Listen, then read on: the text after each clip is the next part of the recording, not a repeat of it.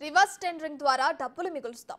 ఇచ్చిన హామీ మేరకు పోలవరం పూర్తి చేస్తామంటూ చెప్పిన గత ప్రభుత్వం పోలవరం అంశంలో ప్రవర్తించిన విధానాన్ని సీఎం చంద్రబాబు తప్పుపట్టారు. సీఎం హోదాలో తొలిసారి ప్రాజెక్టు సందర్శించిన ఆయన లోటుపాట్లపై ఆరా తీశారు. జగన్ లాంటి వ్యక్తి ఉండటం ఆంధ్రప్రదేశ్కు శాపమంటూ ఘాటుగా విమర్శలు గుప్పించారు.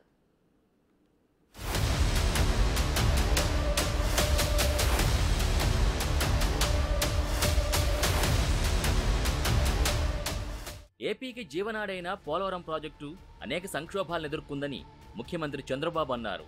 సీఎంగా బాధ్యతలు చేపట్టిన అనంతరం ఆయన తొలిసారిగా పోలవరం ప్రాజెక్టుని సందర్శించారు. అనంతరం అధికారులతో సమీక్ష నిర్వహించారు. Spillway, coffer dam, diaphragm wall పనుల పురోగతి వివరాల్ని జలవనరుల శాఖ అధికారుల్ని అడిగి తెలుసుకున్నారు.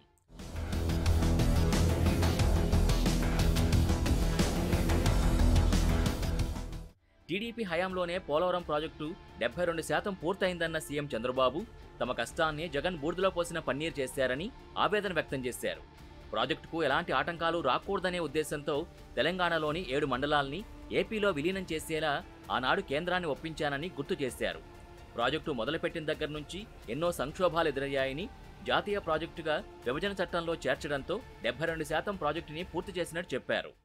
గేట్స్ కూడా చూస్తే 48 number, 16 into 21 meters size, 320 metric tonnes weight కూడా.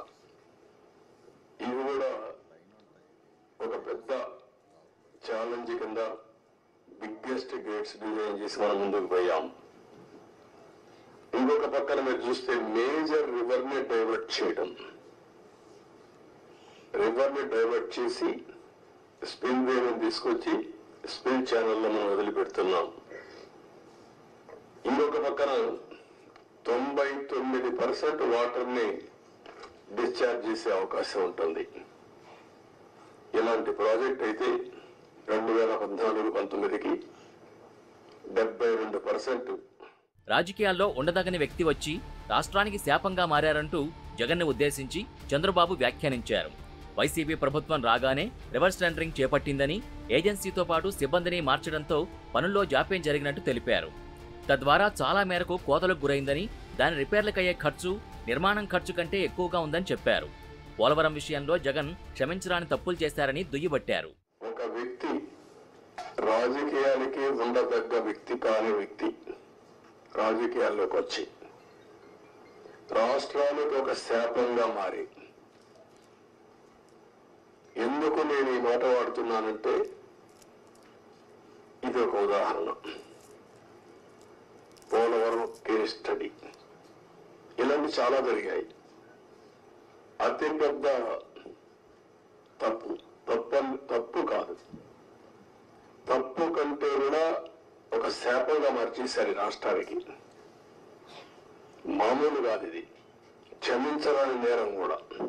ఒక చిన్న తప్పు చేసేది అనుకుంటాం, అలాంటి పెద్ద ఇది చేసి డయాఫ్రామ్ వాల్. ఇక్కడుండే ప్రెస్ లో మీరు చాలా మంది ఉంటారు. నేను దగ్గర 30 సార్లు వచ్చే 31సారి ఈ ప్రాజెక్ట్ కి. నా మనసంతా ఈ ప్రాజెక్ట్ మీద ఉంటుంది. అందరికంటే ఎక్కువ బాధపడే వ్యక్తిని నేనే. నా కష్టాన్ని బూడిదలో పోసిన పన్నీరుగా చేశారు. తాను ప్రాజెక్టుపై 100 సార్లు సమీక్షించానని, 30 సార్లు సందర్శించానని చంద్రబాబు చెప్పారు. 446 కోట్లతో మరమ్మతులు చేసినా బాగవుతుందనే పరిస్థితి లేదన్న సీఎం సమాంతరంగా డయాఫ్రామ్ వాల్ కడితే 990 కోట్లు ఖర్చవుతుందని అంచనా వేశారు.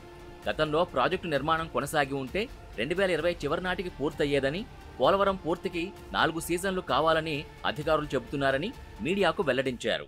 ఆ 2 బిట్లు గాని ఎక్కడికక్కడ ఒక parallel D wall, diaphragm wall హైట్కి ఎక్కడ డ్యామేజ్ అయిందో దానికంటే ముందు ఒక ప్యారలల్ గా పెట్టి దాన్ని కవర్ చేస్తే 447 కోట్లు అవుతుంది. మామూలుగా మనం ఖర్చు పెట్టింది 446 కోట్లు. ఇప్పుడు రిపేర్ చేయడానికి 447 కోట్లు. ఓకే, మొత్తం దాని అప్పటికి కూడా గ్యారంటీ లేదు.